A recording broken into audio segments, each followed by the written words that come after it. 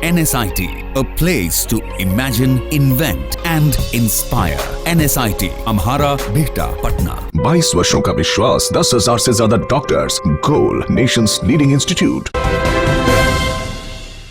नमस्कार, आप देख रहे हैं सिटी पोस्ट। मैं हूं अभिषेक मिश्रा। बिहार में मूलतः दो राजनीतिक खेमे हैं, एक है एनडीए, दूसरा जो गैर एनडीए राजनीतिक खेमा है वो महागठबंधन है। महागठबंधन को लेकर सबसे बड़ा और सबसे वाजिब सवाल टहल रहा है बिहार के राजनीतिक गलियारों में कि क्या महागठबंधन अब अपना नेतृत्व तलाश रहा है। बिहार में नेतृत्व इसलिए तलाश रहा है क्योंकि 2019 के लोकसभा चुनाव में जिस तरीके से महागठबंधन का सुपड़ा साफ हो चुका है और बिहार की प्रमुख विपक्षी पार्टी कह सकते हैं जो महागठबंधन का सबसे बड़ा सहयोगी दल है, जिसको तेजस्वी यादव लीड कर रहे हैं, उस पार्टी का खाता भी बिहार में नहीं खुला है। तो जाहिर है तेजस्वी के नेतृत्व पर सवाल उठने लगे हैं। हालांकि आरजेडी तेजस्वी यादव के साथ खड़ी है। खुलेआम यह कहा गया है कि तेजस्वी यादव के नेतृत्व पर कोई सवाल नहीं है। 2020 का लोकसभा चुनाव भी तेजस्वी यादव के नेतृत्व में ही लड़ा जाएगा। लेकिन महागठबंधन के जो दूसरे सहयोगी दल हैं वो लगातार तेजस्वी यादव के सर हार का ठिकरा फोड़ने की कोशिश करते रहे हैं। कांग्रेस की ओर से कई बयान आए हैं। बयान तो यह भी आया है कि कांग्रेस को अब पिछलग्गू नहीं बने रहना चाहिए, अकेले चलना चाहिए। जीतन राम मांझी जो बिहार के पूर्व मुख्यमंत्री हैं, हिंदुस्तानी आवाम मोर्चा के राष्ट्रीय अध्यक्ष हैं, उन्होंने साफ तौर पर कहा कि तेजस्वी यादव आरजेडी के नेतृत्वकर्ता हो सकते हैं, आरजेडी को लीड कर सकते हैं, महागठबंधन के लीडर नहीं हो सकते। महागठबंधन का नेता कौन होगा, लीडर कौन होगा, ये महागठबंधन के सभी सहयोगी दल तय करेंगे। बिहार की राजनीति में यह बवाल, ये विवाद बढ़ ही रहा था और इन तमाम सवालों से, इन बयानों से बिहार की राजनीति गर्मा ही रही थी कि एक और सवाल खड़ा हो गया, एक और विवाद खड़ा हो गया, मंत्रिमंडल विवाद। मंत्रिमंडल विवाद आप जानते हैं, केंद्र सरकार में जेडीयू अपनी वाजिब हिस्सेदारी को लेकर बीजेपी से नाराज है। बीजेपी 16 सीटों वाली जेडीयू को भी एक मंत्री पद देना चाहती थी और 6 सीटों वाली लोजपा को भी एक ही मंत्री पद दिया। तो जेडीयू और लोजपा को एक ही लाठी से हाँका जाए, नीतीश कुमार को यह मंजूर नहीं था। वो आंशिक हिस्सेदारी लेने, सांकेतिक हिस्सेदारी लेने को तैयार नहीं हुए। उन्होंने सरकार में शामिल होने से मना कर दिया। जब ये पूरा राजनीतिक घटनाक्रम हुआ तो ये खबरें आने लगी, ये कयास जरूर लगने लगे कि नीतीश कुमार और बीजेपी के बीच सब कुछ ठीक नहीं है, जेडीयू बीजेपी के रिश्ते तल्ख हो रहे हैं। लेकिन नीतीश कुमार ने सफाई दी कि बिल्कुल मंत्रिमंडल में शामिल होना कोई जरूरी नहीं है, बिहार में हम सरकार चला रहे हैं, चलाते रहेंगे और हम सब लोग साथ हैं, हम समर्थन दिया है, कोई असर नहीं पड़ेगा दोस्ती पर।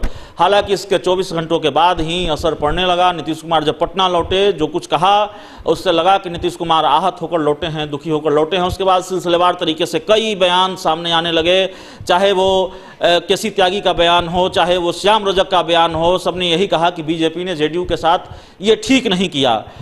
इन बयानों के बाद बिहार की राजनीति का घटनाक्रम, बिहार का राजनीतिक घटनाक्रम बहुत तेजी से बदलने लगा। लगातार बयान सामने आने लगे, तस्वीरें सामने आने लगी। जेडीयू का बीजेपी के इफ्तार पार्टी में नहीं जाना, बीजेपी का जेडीयू के इफ्तार पार्टी में नहीं जाना। उसके बाद जीतन राम मांझी का 24 घंटों में 2 बार नीतीश कुमार से मिलना, जेडीयू के इफ्तार पार्टी में पहुंचना, नीतीश कुमार से गले लगना, उनको न्योता देना हम की इफ्तार पार्टी में आने के लिए। नीतीश कुमार भी कल हिंदुस्तानी आवाम मोर्चा के इफ्तार पार्टी में पहुंचे, फिर जीतन राम मांझी ने आगे बढ़ के गले लगाया। तो राजनीति में इस तरह के घटनाक्रम जब सिलसिलेवार तरीके से होने लगते हैं तो सियासत कितनी समझ हम भी रखते हैं और सियासत कितनी समझ आप भी रखते हैं कि ये यूं ही नहीं होता। बिहार की राजनीति का घटनाक्रम बहुत तेजी से बदल रहा है और लगातार कई कयास लगाए जा रहे हैं। मुख्यमंत्री नीतीश कुमार को ऑफर मिल रहा है। आरजेडी के जो कद्दावर नेता हैं रघुवंश प्रसाद सिंह, उन्होंने ऑफर दिया है, कहा है कि उनको महागठबंधन में आना चाहिए। सबसे पहला ऑफर मंत्रिमंडल विवाद के बाद हिंदुस्तानी आवाम मोर्चा ने दिया, कहा कि नीतीश कुमार को महागठबंधन का हिस्सा होना चाहिए, सशक्त विपक्ष की भूमिका निभानी चाहिए महागठबंधन को में आकर। तो ये सिलसिलेवार तरीके से जो बयान सामने आ रहे हैं, जो विवाद सामने आ रहे हैं, जो तस्वीरें सामने आ रही हैं, जो खबरें सामने आ रही हैं, उन सभी खबरों को निचोड़कर एक ही सवाल जन्म लेता है, एक ही सवाल पनपता है और हर बदलते वक्त के साथ ये सवाल बड़ा भी होता जा रहा है और वाजिब भी होता जा रहा है कि क्या महागठबंधन के जो दूसरे सहयोगी दल हैं उनको महागठबंधन के जो नेतृत्व करता है तेजस्वी यादव, उनके नेतृत्व पर भरोसा नहीं है और महागठबंधन अब अपना नेतृत्व तलाश रहा है और नीतीश कुमार को अपने लीडर के रूप में देख रहा है। नीतीश कुमार के हाथों में महागठबंधन का नेतृत्व सौंपना चाहते हैं महागठबंधन के सहयोगी दल, इसलिए उनको लगातार ऑफर दिया जा रहा है।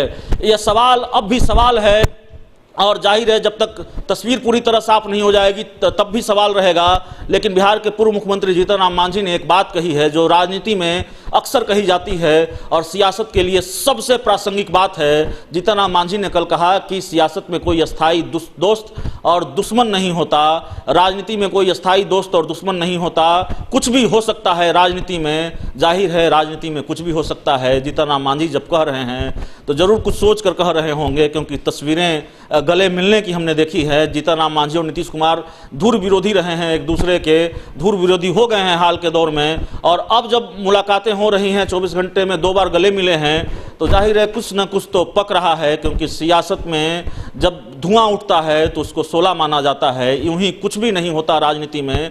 फिलहाल ये देखना होगा कि क्या वाकई महागठबंधन का नेतृत्व नीतीश कुमार के हाथों में देने की तैयारी है। क्या ये सवाल वाकई जायज है कि महागठबंधन के नेतृत्वकर्ता के रूप में देखा जा रहा है नीतीश कुमार को, और इसलिए लगातार बयान सामने आ रहे हैं, तस्वीरें सामने आ रही है और नीतीश कुमार को ऑफर दिया जा रहा है। फिलहाल ये सवाल अब भी है और तब भी रहेगा, ये सवाल प्रासंगिक रहेगा बिहार की राजनीति में जब तक इन सवालों के जवाब पूरी तरह से नहीं मिल जाते। इस खबर में इतना ही। अगर आपको हमारी खबर अच्छी लगे तो इसे अपने दोस्तों के साथ शेयर करें, हमारे यूट्यूब चैनल को सब्सक्राइब करें, बेल आइकन जरूर दबा दें ताकि हमारी खबरें सबसे पहले आप तक पहुंचे। प्यार, समर्थन और सहयोग के लिए बहुत बहुत धन्यवाद। क्या आप जानते हैं कि घर बैठे आप अपनी स्वास्थ्य समस्याओं का सलूशन पा सकते हैं सॉफ्टकेयर मोबाइल ऐप के द्वारा। घर पर ब्लड टेस्ट के लिए अच्छे लैब के कंपाउंडर्स को बुला सकते हैं, बीपी जांचने के लिए एक्सपर्ट को बुला सकते हैं, ईसीजी करने के लिए टेक्नीशियन को बुला सकते हैं। साथ ही और भी कई सुविधाएं हैं इस ऐप में। आज ही डाउनलोड करें Softcare mobile app Google Play Store से या वेबसाइट www.softcare.in। अधिक जानकारी के लिए आप संपर्क कर सकते हैं। हमारे फोन नंबर्स हैं 9472981111, 9472982222। Softcare app, solution at your finger tips.